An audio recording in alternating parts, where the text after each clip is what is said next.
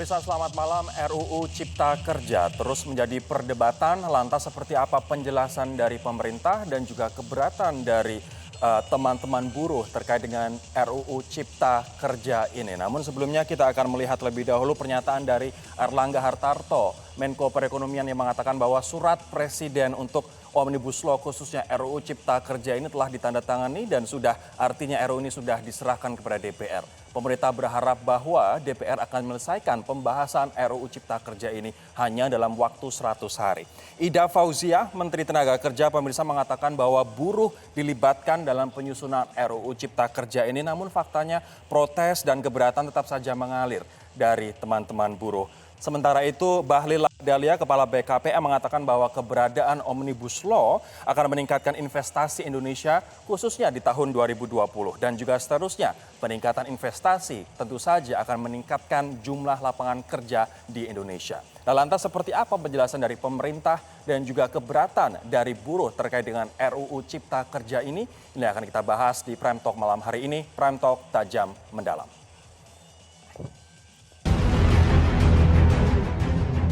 Omnibus Law untuk cipta lapangan kerja. Ini adalah dalam rangka persaingan, kompetisi negara kita dengan negara-negara lain. Agar kita lebih fleksibel, agar kita lebih lincah, agar kita lebih kompetitif dalam hal apapun.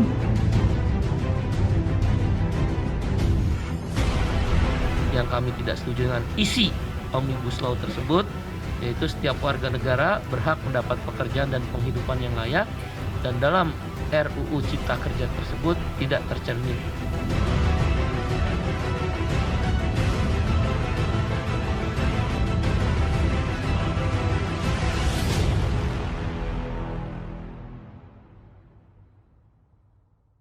Ada sejumlah klausul, pemirsa, dalam RUU Cipta Kerja yang menjadi kontroversi, namun kami ingin fokus ke 3 hal. Yang pertama adalah soal pengupahan, yang kedua adalah soal alih daya atau outsourcing, kemudian yang ketiga adalah soal tenaga kerja asing.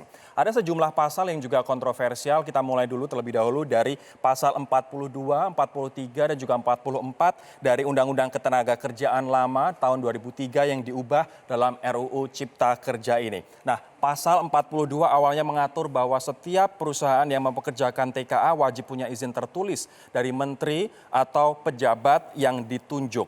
Nah, RUU Cipta Kerja menghapus kewajiban izin tertulis itu. Kedepan perusahaan hanya wajib memiliki pengesahan rencana penggunaan TKA atau RPTKA dari pemerintah pusat. Namun pemerintah pusat punya argumen yang lain dengan mengatakan bahwa aturan ini adalah untuk memudahkan ekspatriat tinggal dan bekerja di Indonesia tanpa aturan yang berbelit-belit dan juga panjang. Selama ini bagi pekerja asing untuk kunjungan bisnis saja atau bekerja di startup butuh proses yang panjang untuk mendapatkan kitas. Nah, menurut pemerintah juga bahwa TKA boleh bekerja pada bidang pemeliharaan mesin produksi dalam keadaan darurat, kemudian vokasi, startup, kunjungan bisnis, dan juga penelitian dalam jangka waktu tertentu. Kita lihat juga pasal 88, ini soal pengupahan. Ini juga yang akan menjadi hot topic begitu, dikarenakan KSPI, Konfederasi Serikat Pekerja Indonesia, menolak aturan pengupahan ini, pemirsa, dikarenakan pada pasal 88C khususnya mengatakan bahwa gubernur menetapkan upah minimum sebagai jaring pengaman. Nah, dikhawatirkan bahwa dengan adanya upah minimum provinsi yang ditetapkan oleh gubernur ini akan menghapus upah minimum kabupaten atau kota. Nah, ada kalanya menurut KSPI di Jawa Barat misalnya, Karawang, Kota Bekasi, Kabupaten Bekasi, UMK-nya jauh lebih tinggi dibanding dengan UMP Provinsi Jawa Barat. Ini yang mereka khawatirkan. Nanti pemerintah seperti apa menjawabnya? Nah, pemerintah mengatakan bahwa upah minimum tidak turun dan ini menggunakan formulasi pertumbuhan ekonomi daerah. Selain itu ada pula program jaminan kehilangan pekerjaan bila kena PHK dalam bentuk cash benefit, vocational training, dan juga akses penempatan tenaga kerja. Kemudian terkait dengan pasal 65 ini soal outsourcing, pemirsa, bahwa outsourcing tidak lagi dibatasi pada sektor seperti kebersihan, security, transportasi, catering, dan juga pemborong pertambangan. Sementara menurut KSPI, dalam RUU baru ini penggunaan tenaga outsourcing bebas. Apa kata pemerintah? Pemerintah mengatakan bahwa pengusaha alih daya wajib memberikan hak dan perlindungan yang sama bagi pekerjanya, baik itu kontrak maupun tetap, dan dalam hal upah, jaminan sosial, serta perlindungan K3. Nah, sementara ada juga pasal yang ini dikritik oleh pengamat hukum tata negara dikarenakan sangat aneh begitu, yakni pasal 170 dalam RUU Cipta Kerja yang mengatakan bahwa PP, peraturan pemerintah bisa mengubah undang-undang dalam RUU Cipta Kerja ini dan atau undang-undang yang tidak diatur dalam RUU ini. Padahal kita tahu posisi RUU tentu saja di atas atau lebih tinggi jika dibandingkan dengan PP. Nah, berikut kita simak penjelasan dari Menko Polhukam soal aturan di pasal 170 ini. Kalau lewat Perpu sejak dulu, ya kalau undang-undang diganti dengan Perpu sejak dulu bisa, sejak dulu sampai kapanpun bisa. Gitu. Tapi kalau isi undang-undang diganti dengan PP, diganti dengan Perpres itu tidak bisa. Mungkin itu keliru ketik atau mungkin kalimatnya tidak begitu. Saya tidak tahu kalau ada begitu. Oleh sebab itu, ya kalau ada yang seperti itu nanti disampaikan ke DPR dalam proses pembahasan. Bagaimana kemudian pemerintah menjawab terkait dengan kontroversi dari RUU Cipta Kerja ini? Kita akan berbincang dengan Arief Budimanta, staf khusus Presiden bidang ekonomi. Mas Arief, selamat malam Mas. Malam. Mas, kita akan fokus di 3 hal. Ada outsourcing, tenaga kerja asing, dan juga pengupahan. Tapi ini yang saya ingin bahas lebih dahulu Mas Arief, karena ini hal sensitif menyangkut urusan perut begitu, soal upah. Apa sebenarnya argumentasi di balik upah akan ditentukan oleh gubernur dengan menggunakan formulasi pertumbuhan ekonomi daerah, Mas Arief? Yang pertama ya, arahan dari Bapak Presiden itu sejak awal dengan adanya Omnibus Law ini, apabila kemudian nanti berlaku tidak ada terjadi penurunan upah ataupun yang terkait dengan pemenuhan hak-hak dari karyawan. Artinya Seperti upah minimum misalnya, tidak akan turun? Seperti halnya terkait misalnya dengan BPJS tadi itu tuh satu. Oke. Ya. Nah, kemudian yang kedua tentu ada proses kalibrasi ya dalam konteks ini agar kemudian pekerja lebih mendapatkan kepastian. Mas, terkait dengan upah, ada yang mengatakan bahwa kalau misalnya menggunakan formulasi pertumbuhan ekonomi daerah, bagaimana ketika pertumbuhan ekonomi daerah itu negatif? Artinya upahnya juga akan turun atau seperti apa? Jadi dalam formulasi itu, dalam diskusi yang ada, kalau kemudian misalnya pertumbuhan perekonomian lebih rendah ataupun mengalami kontraksi dibandingkan dengan tahun yang lalu, maka akan diambil posisi pertumbuhan ekonomi di tahun yang lalu yang lebih baik. Artinya upah minimum tidak akan turun? Tidak akan turun walaupun kemudian katakanlah misalnya pertumbuhan ekonomi di tahun ini lebih jelek dibandingkan dengan tahun yang lalu. Katakanlah misalnya tahun ini 4, tahun lalu 6, maka kemudian yang diambil, maka kemudian akan diambil tahun sebelumnya begitu. Itu misalnya salah satunya yang juga jadi pertimbangan, apalagi kalau misalnya negatif, terutama kalau negatif ya. Bagaimana kalau misalnya suatu daerah pertumbuhan ekonominya stagnan, rendah selama 2 atau 3 tahun berturut-turut? Apakah artinya kemudian upah tidak akan naik dan terus saja menggunakan patokan tahun sebelumnya, artinya tidak akan ada kenaikan selama masa resesi atau masa sulit itu, Mas? Ya, saya rasa pemerintah tetap memperhatikan kesejahteraan dari buruh ya yang diindikatori oleh upah. Apabila terjadi hal-hal yang seperti itu, tentu pemerintah akan mengambil sikap ataupun tindakan agar kemudian pertama mempertahankan agar suasana kerja itu tetap ada, gitu, artinya tetap bekerja. Kemudian yang kedua yang terkait dengan upah, tentu kan ada proses yang kemudian nanti juga akan dibicarakan gitu. Ini kan kalau kita berandai-andai. Buruh sudah diajak bicara soal upah?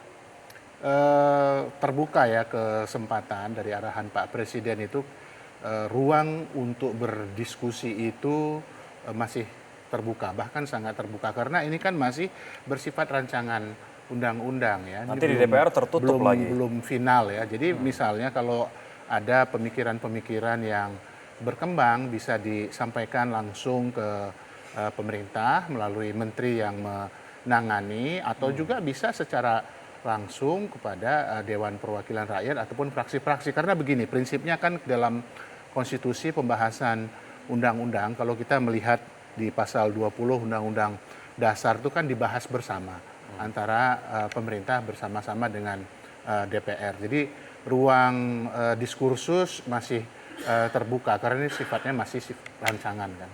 Bagaimana bila nanti DPR memutuskan ini pembahasannya tidak terbuka yang diharapkan oleh banyak pihak, Mas? Saya rasa pasti proses pembahasannya dilakukan apalagi 100 hari secara targetnya. terbuka karena dalam penyerahan naskah yang disampaikan pemerintah kemarin kepada Ketua DPR juga menyampaikan bahwa pembahasan rancangan undang-undang ini juga akan dilakukan secara terbuka. Dan sudah ditunjukkan naskah, baik naskah akademis ataupun naskah rancangan undang-undang itu kan bisa diakses sekarang secara terbuka melalui media internet. Nanti saya akan mengundang dua narasumber saya, pemirsa, dari KSPSI dan juga dari Indef. Namun nanti saya juga ingin tanyakan kepada Mas Arief terkait dengan apabila UMK, upah minimum kabupaten atau kota, kemudian diganti dengan UMP, upah minimum provinsi karena ditentukan oleh gubernur, bagaimana kemudian dengan nasib daerah-daerah yang memiliki UMK lebih tinggi jika dibandingkan dengan upah minimum provinsi, seperti di Karawang, seperti di Kabupaten Bekasi, dan juga seperti di Kota Bekasi. Nanti kita akan bahas sesaat lagi.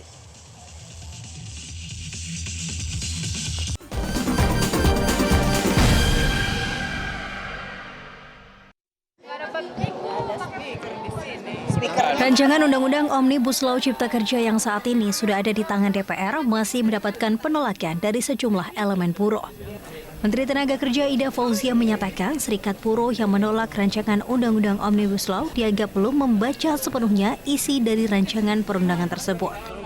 Ida menegaskan Omnibus Law Cipta Kerja akan membuka peluang kerja secara luas bagi masyarakat. Terkait pelibatan buruh dalam perumusan RUU, Ida menjelaskan pemerintah telah melibatkan sejumlah serikat buruh dan Asosiasi Pengusaha Indonesia (APindo). Menurut Ida, pemerintah bersama DPR akan segera melakukan sosialisasi ke berbagai daerah untuk menjelaskan urgensi dan dampak positif Omnibus Law Cipta Kerja untuk dunia usaha. Mungkin karena teman-teman serikat pekerja atau serikat buruh belum memahami draft RUU tersebut. Undang-undang ini diharapkan akan menciptakan lapangan kerja yang lebih luas karena kita tahu semua meskipun angka pengangguran kita turun, tapi saya kira kita akan bekerja terus untuk terus menurunkan pengangguran kita. Sementara Ketua APindo Haryadi Sukamdhani mendukung rencana kebijakan bonus 5 kali gaji berdasarkan skema kebijakan yang diberikan oleh Kemenko Perekonomian. Namun menurut Haryadi, pemberian bonus ini harus diimbangi dengan regulasi yang mampu menyerap tenaga kerja sehingga bonus demografi Indonesia tidak menjadi beban dunia usaha. Kalau permintaan ekstra itu diimbangi dengan kondisi yang lebih baik dari regulasi ketenaga kerjaan kita untuk bisa menyerap tenaga kerja lebih besar dan bisa membuat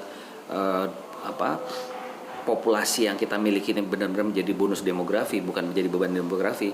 Tentunya dari kalangan dunia usaha siap pendukung ya. Tapi memang harus jelas juga, jadi jangan sampai nanti udah dimintain 5 bulan ekstra tapi ya regulasinya tidak berdampak juga terhadap penciptaan lapangan kerja, itu juga disayangkan kan. Ini kan beban baru untuk dunia usaha sebetulnya. Sebelumnya, sejumlah elemen serikat buruh menolak RUU Omnibus Law karena merasa tidak dilibatkan dalam proses perumusan draft. Namun Menko Perekonomian Erlangga Hartarto menegaskan, pemerintah telah melibatkan 10 konfederasi untuk mengakomodir pandangan masyarakat terhadap RUU Omnibus Law Cipta Kerja. Tim Liputan, Metro TV.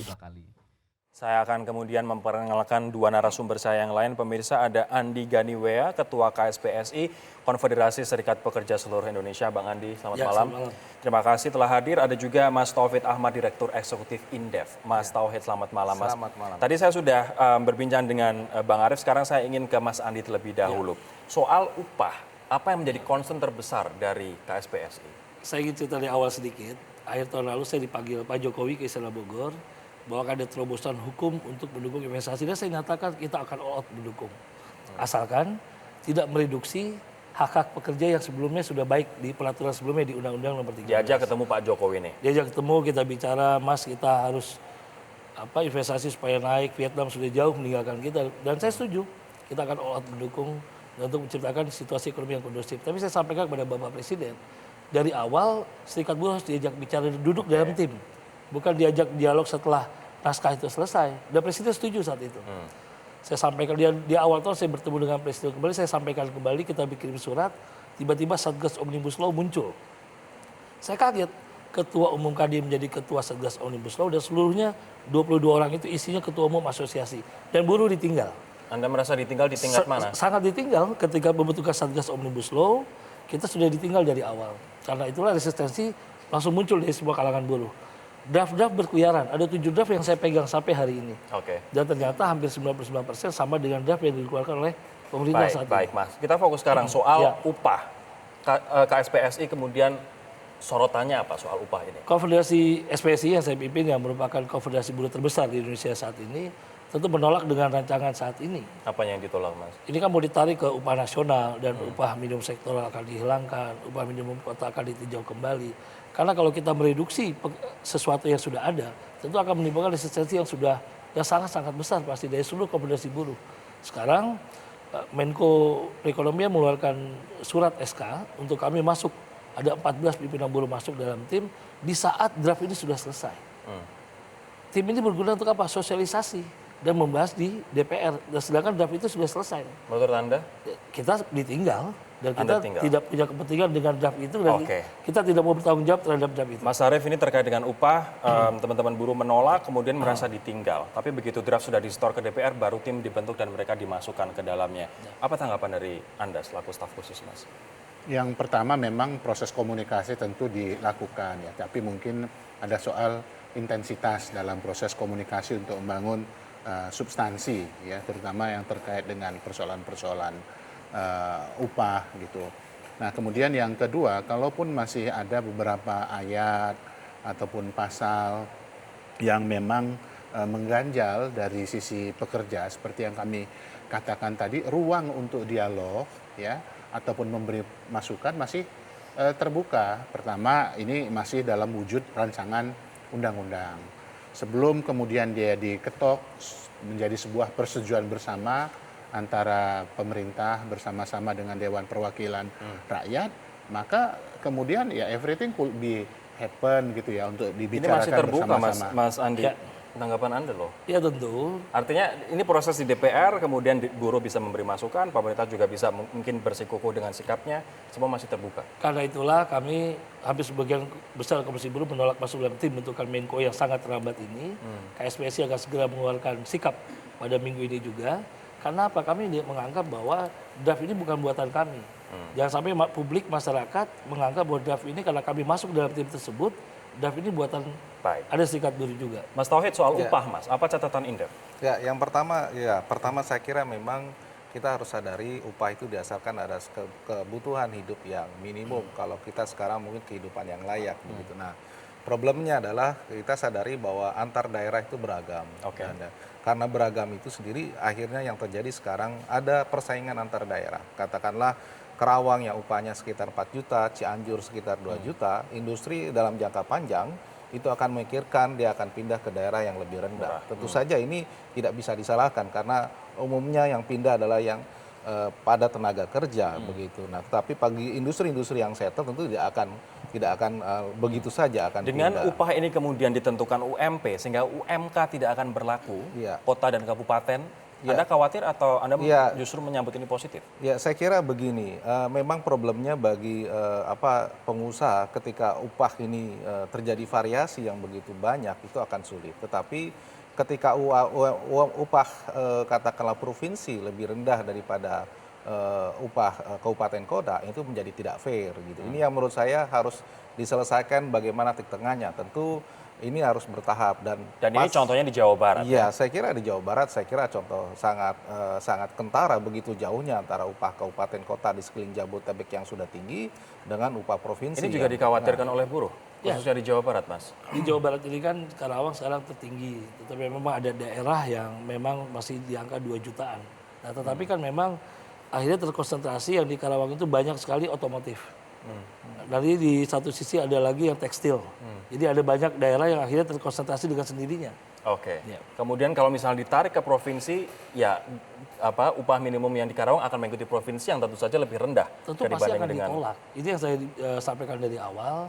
Kenapa serikat buruh harus bicara dari awal, dari titik awal itu, supaya kita bisa menyampaikan argumentasi kita. Kenapa Karawang bisa lebih tinggi, kenapa Subang bisa lebih rendah, kenapa Purwakarta yang bedanya, kenapa bisa itu masing-masing punya Oke, karakteristik. sebelum saya jeda Mas Arief mungkin ingin menambahkan bagaimana kemudian mengatasi fakta bahwa di Karawang UMK-nya sudah 4 juta, kemudian di Bekasi, kabupaten kota juga sudah 4 juta, sementara untuk di provinsi belum nyampe sampai 2 juta, Mas.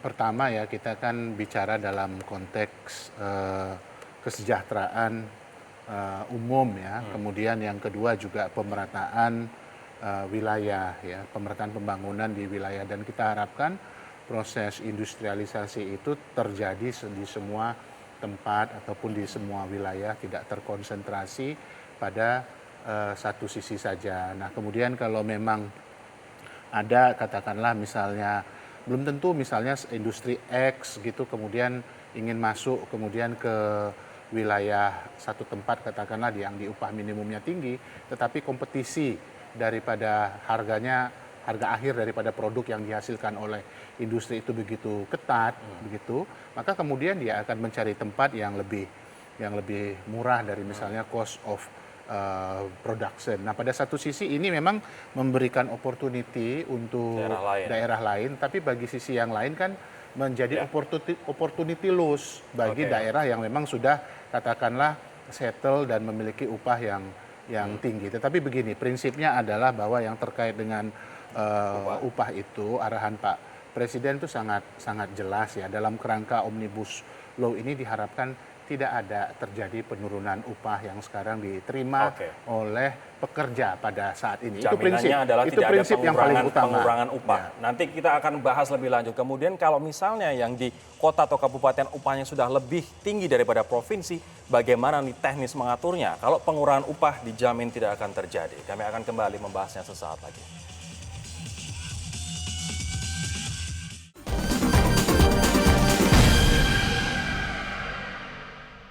Semangatnya kita tangkap, artinya sebagai kepala daerah tentu senang kalau investasi dimudahkan, kalau aturan itu tidak mempersulit ya. Tapi catatannya pertama tidak boleh bertentangan dengan semangat sustainability, pembangunan yang berkelanjutan. Jadi paradigma ekonomi harus nyambung dengan paradigma sosial dan lingkungan hidup, itu pertama. Yang kedua, saran kami memang pembahasan harus terbuka, harus partisipatif dan inklusif, artinya para kepala daerah melalui forum APEKSI dan juga melalui forum APKASI tentunya siap untuk memberikan masukan-masukan. Jangan sampai bertentangan satu aturan dengan yang lainnya. Oke, tadi Akang bilang sempat ada poin-poin yang sangat krusial, mungkin apa aja kamu? Ketika AMDAL atau IMB dihilangkan, ya muncul pertanyaan besar, bagaimana mekanisme pengawasannya, memastikan bahwa lingkungan hidup itu diperhatikan. Itu satu contoh.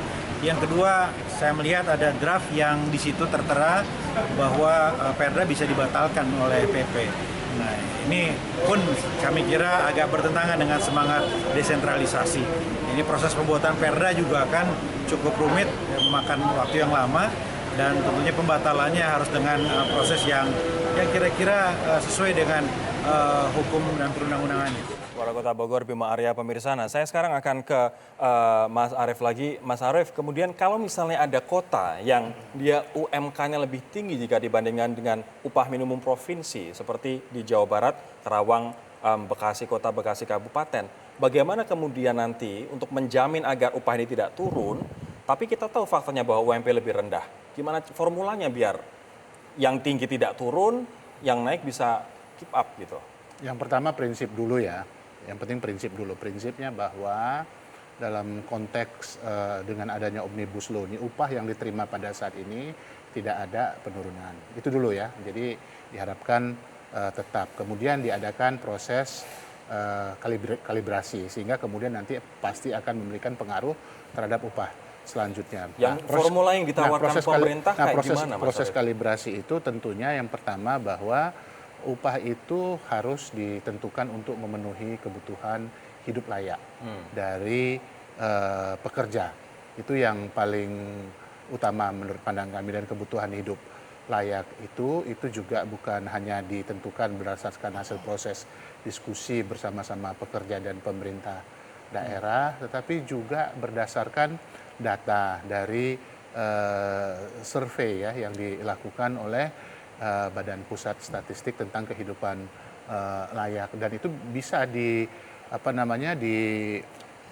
streamline sampai kepada level provinsi bahkan ke kabupaten, karena Badan Pusat Statistik itu kan minimal untuk melihat yang terkait dengan kehidupan ekonomi, itu bukan hanya melihat dari sisi inflasi, tetapi juga dia melakukan susenas maupun Mas, sakernas. saya harus beralih ke Mas Tauhid. Mas Tauhid, Anda melihatnya mungkin tidak daerah yang sudah lebih tinggi upah minimumnya, kemudian disamakan dengan provinsi, tidak terjadi penurunan gaji di daerah yang sudah tinggi ini? Saya kira itu sangat tidak mungkin ya, Sangat karena tidak sangat tidak mungkin kalau upah yang sudah tinggi itu diturunkan. Tentu saja pengaruhnya bisa terjadi gejolak Menurut sosial. Anda pemerintah sudah come up dengan formula atau belum? Saya kira belum, dan karena itu kan memang di dalam undang-undang itu akan diturunkan menjadi peraturan pemerintah. Nah ini menurut saya yang harus diperjelas sebelum undang-undang ini disahkan. Karena kalau tanpa ada katakanlah beberapa skenario perhitungan tadi sampaikan Pak Staf Khusus, Pak Arief Budimantah, maka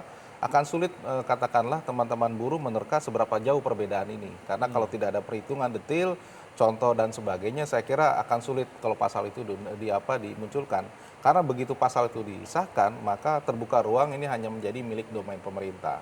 Nah, menurut saya itu yang harus dijelaskan oleh kementerian terkait beberapa skenario. Nah, itu yang pertama. Yang kedua, saya kira di sini dihilangkan, dulu sudah sempat ada mengenai Dewan Pengupahan. Nah, Dewan Pengupahan sebenarnya untuk menjembatani kepentingan pemerintah, kepentingan investor, pengusaha, dan juga buruh. Nah, seharusnya ini menjadi titik temu bagaimana pengupahan itu menjadi lebih adil untuk semua pihak. Nggak mungkin Mas Arief, kata Mas Tauhid, soal bagaimana kemudian yang sudah tinggi ini tidak turun dan mengikuti kemudian upah minimum provinsi. Jadi Gimana, begini ya, yang pertama kan undang-undang itu mengatur mengenai prinsip-prinsip umum. Ya, kemudian yang terkait dengan formulasi itu kemudian ada yang kita sebut dengan norma, standar, prosedur, dan kriteria. Itu berupa turunan yang lebih detail, yang kemudian itu akan diturunkan misalnya dalam bentuk peraturan pemerintah.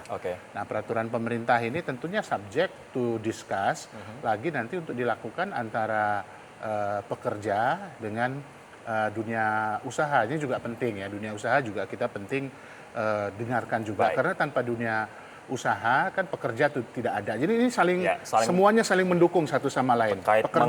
Pekerja juga butuh dunia usaha juga butuh pekerja. Dan titik temu ini yang kemudian dalam norma, standar, prosedur, dan kriteria yang kemudian nanti dirumuskan bersama-sama dalam PP. Saya ingin kemudian mereiterate lagi apa yang Mas Arief sampaikan, bahwa tidak akan ada penurunan upah minimum.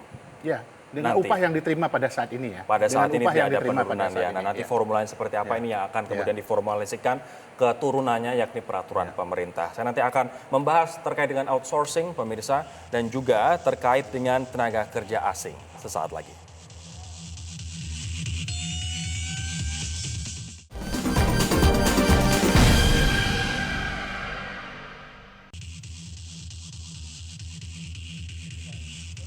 Bang Andi, ini di tahun 2003 Undang-Undang Ketenagakerjaan ada 5 yang bisa di outsourcing. Nah, sekarang ingin dibebaskan. Apa keberatan dari teman-teman buruh soal ini? Yang pertama saya ingin berkritisi yang sangat berat buat kita adalah kualifikasi pemahaman bahasa dan budaya dihilangkan. Teman-teman investor misalnya dari negara China atau Jepang bisa bebas membawa tenaga kerjanya dan dia tidak perlu belajar bahasa Indonesia. Dengan tidak adanya aturan Omnibus Law ini saja, saya 2 tahun yang lalu pernah menemukan di daerah Banten, itu ada satu perusahaan yang tidak berbahasa Indonesia. Tapi pekerja asing 0,08% dari seluruh angkatan kerja kita. Faktualnya tidak, kan banyak digerebek. Menaker tahun lalu Pak Hanif Dakiri berkali-kali menggerebek dan menemukan jumlah tenaga kerja asing yang melebihi dari kuota. Dan sekarang aturan ini, pendidikan dan pelatihan tenaga kerja pendamping dihilangkan untuk jabatan tertentu. Tenaga kerja asing lebih bebas. Ini yang kita tolak. Kita sangat menerima investasi, tapi jangan banjir tenaga kerja asing. masih banyak anak-anak bangsa yang membutuhkan pekerjaan. Ini yang kalau saya mengkritisi siapa yang membuat draft ini. Sebentar, Masih soal misterius outsourcing terlebih dahulu. Ya. Mas, soal outsourcing, apa yang kemudian menjadi catatan Anda dengan dulu batasannya adalah 5, security, kemudian cleaning service, catering, pertambangan, dan tenaga ahli tertentu yang hanya bisa dikerjakan, dan itu harus ada transfer teknologi. Tapi sekarang dilepas begitu saja. Saya tidak bisa bayangkan dengan 5 jenis pekerjaan tertentu saja sudah banyak pelanggaran, apalagi dilepas seperti itu. Kesempatan kerja anak bangsa yang baru lulus SMA, lulus kuliah pasti akan hilang. Mas Arief, kesempatan kerja katanya akan hilang untuk anak bangsa. Mas, setuju atau tidak?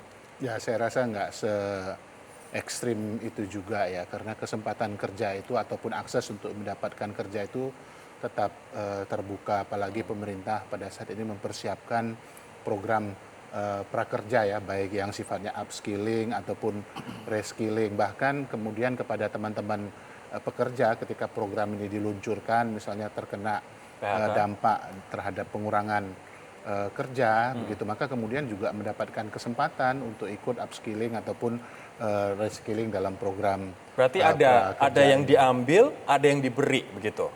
Maksudnya gimana? Ada yang diambil misalnya adalah tidak jadi batasan 5, tapi kemudian yang diberi adalah upskilling cash benefit, kemudian advance vocational training, ya, penempatan akses kerja. Itu kan bagi yang tenaga kerja yang baru maupun tenaga kerja yang kemudian kena layoff ya. Kemudian yang terkait khususnya misalnya tentang outsourcing, saya rasa kalau memang masih ada hal-hal yang perlu didiskusikan, sekali lagi masih terbuka kesempatan untuk mendiskusikan ini. Kemudian yang terkait dengan TKA, saya rasa apa yang disampaikan oleh Pak Andi, kalau misalnya temuan-temuan on the spot, bisa saja itu terjadi. Tetapi kan secara agregat keseluruhan jumlah TKA dibandingkan tenaga kerja Indonesia kan masih sangat kecil ya, di bawah 1%. Kemudian di dalam membuat lebih banyak di dalam undang-undang, dalam naskah rancangan undang-undang ini yang terkait dengan TKA ini lebih kepada TKA yang sebenarnya ahli. Jadi ahli ini juga diharapkan dia melakukan transfer of knowledge ataupun transfer of know-how, dan sifatnya juga temporary ya, nggak permanen. Artinya jadi, tidak bebas tapi harus ada keahlian khusus yang dimiliki. Dan yang paling penting lagi begini ya, terhadap TKA itu pengawasan. Itu juga penting ya, yang dilakukan oleh aparatur ya, agar juga pengawasan itu benar-benar dilakukan dengan tegas, baik itu dari Kementerian Tenaga Kerja ataupun dari katakanlah misalnya aparatur negara yang lain yang memberikan atau mendapatkan mandat untuk mengawasi tenaga kerja asing gitu. Itu kita juga harus penting, jeda terlebih dahulu teman-teman. Nanti saya akan berikan kesempatan ke Mas Tauhid, catatan Anda Mas soal outsourcing ini yang kata Mas Andi akan dibebaskan tidak terbatas pada 5 bidang saja, dan juga soal TKA sesaat lagi.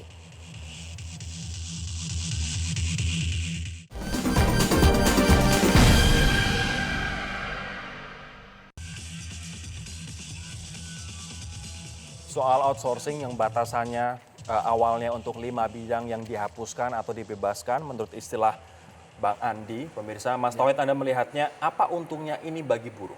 Ya, saya kira kalau dengan dibebaskan semua otomatis ini menjadi ketidaknyamanan dan ketidakpastian bagi semua level pekerjaan. Tidak hanya 5 jenis pekerjaan ini, tapi semua jenis pekerjaan ini akan menjadi sangat tidak stabil begitu. Katakanlah, artinya semuanya bisa di-outsource? Bisa outsource, misalnya seorang pilot, ataupun seorang data analis, ataupun seorang katakanlah orang yang bekerja di perbankan, itu pun yang sudah punya sekian tahun, misalnya 2 kali masa kontrak tetap di-outsource. Tapi mungkinkah misalnya outsource, tapi kemudian ada upah yang tidak akan diotak-atik walaupun dia outsource gitu Mas? Mungkin tidak formula itu kemudian menjadi jalan tengah untuk ini? Saya kira tidak, karena itu kan akan di pihak ketiga kan. Nah, pihak ketiga tentu saja akan mengambil profit. Nah, itu yang akan dimainkan. Nah, ini menurut saya sangat sulit kalau misalnya semua dibebaskan. Tentu saja memang pengusaha akan melihat apakah tidak hanya 5, tapi beberapa jenis pekerjaan yang memungkinkan. Nah, itu yang perlu saya kira diskusikan, beberapa bidang yang memungkinkan di outsource. Tapi tidak perlu semua bebaskan, karena resiko bagi ekonomi saya kira cukup besar. Saran Anda tetap 5 itu saja yang di outsource? Enggak, kita perlu lihat, tapi tidak perlu semuanya. Nah, ini yang saya kira kalau dibebaskan akan punya ketidakadilan siapapun. Oke, terakhir Mas Andi, ini segmen terakhir, silakan catatan Saya rangkum dengan semua ya. Yang pertama, kami tegaskan bahwa gerakan buruh gerakan yang sangat konstitusional. Yang turun ke jalan saat ini bukan hanya Konfederasi Buruh lain, Konfederasi Buruh pendukung Presiden. Sejak Pilgub DKI 2012 sampai hari ini tetap dan juga turun ke jalan dengan cara konstitusional. Dan kami yakinkan tidak ada gerakan politik tertentu apapun. Tapi kami sayangkan beberapa hari yang lalu sudah ada tiba-tiba ada demo bakar ban di depan kawan kami Konfederasi Buruh Kasbi. Jadi ada pihak ketiga yang mulai bermain. Nah, ini yang saya minta tolong pada pihak kepolisian dan pihak intelijen untuk menyelidiki hal ini. Artinya aksi buruh ini murni karena tuntutan aspirasi? Murni, kami mendukung Presiden dan kami tetap mendukung Presiden. Kami akan tetap menjaga Presiden, tetapi kami bicara mengenai masalah kesejahteraan pekerja. Kami harus menyuarakan hal tersebut. Baik. Mas Arief, terakhir untuk Anda, Mas, apa yang ingin Anda yakinkan kepada masyarakat, kepada buruh, kepada pengusaha bahwa RUU ini tidak akan memenggal satu pihak dan juga menyuburkan pihak yang lain saja? Yang pertama, Omnibus Law Cipta Kerja ini adalah instrumen ya untuk membangun Indonesia maju, Indonesia yang lebih sejahtera, pertumbuhan ekonomi yang lebih berkualitas dengan menyerap lapangan pekerjaan yang lebih banyak. Itu yang pertama. Nah, kemudian yang kedua, kalaupun ada perbedaan pandangan, saluran konstitusional masih tetap terbuka ya, karena itulah mandat daripada konstitusi kita di pasal 20. Jadi pandangan bisa disampaikan langsung kepada pemerintah, kemudian maupun kepada fraksi-fraksi yang ada di Dewan Perwakilan Rakyat, sehingga kemudian naskah rancangan undang-undang ini begitu kemudian disepakati menjadi sebuah undang-undang memang menjadi hasil karya daripada rakyat Indonesia. Kita itu yang tunggu paling penting. keterbukaan dari proses pembahasan antara pemerintah dengan DPR. Terlebih sedikit saja, Mas, waktu sudah habis. Yang pertama, bahwa kami Konfederasi Buruh seluruhnya saya yakin menerima investasi sebesar-besarnya. Tapi jangan pernah menganggap buruh bagian dari faktor penghambat investasi. Baik. Terlebih ini saya melanjutkan sudah sampai di DPR, artinya pemerintah juga berharap DPR bisa menyelesaikannya dalam 100 hari. Kita tunggu saja seperti apa terbukanya pembahasan Kita siap RUU. bertarung di DPR. Siap bertarung di DPR ya, Cipta Kerja ini pemirsa. Namun sebelum saya akhiri forum ini pemirsa, ada informasi terlebih dahulu bahwa di awal tahun 2020 ini perhatian masyarakat tertuju pada dua peristiwa di sektor lalu lintas, yakni uji materi Undang-Undang Lalu Lintas dan Angkutan Jalan ke Mahkamah Konstitusi untuk ke-11 kalinya. Dan pemberlakuan e-tilang bagi sepeda motor di berbagai ruas jalan di DKI Jakarta. Takkan lariku ditilang. Selengkapnya dapat Anda saksikan dalam program Hot Room malam ini pukul 20.05 waktu Indonesia Barat. Saya Rory undur diri, terima kasih telah menyaksikan Prime Talk, selamat malam.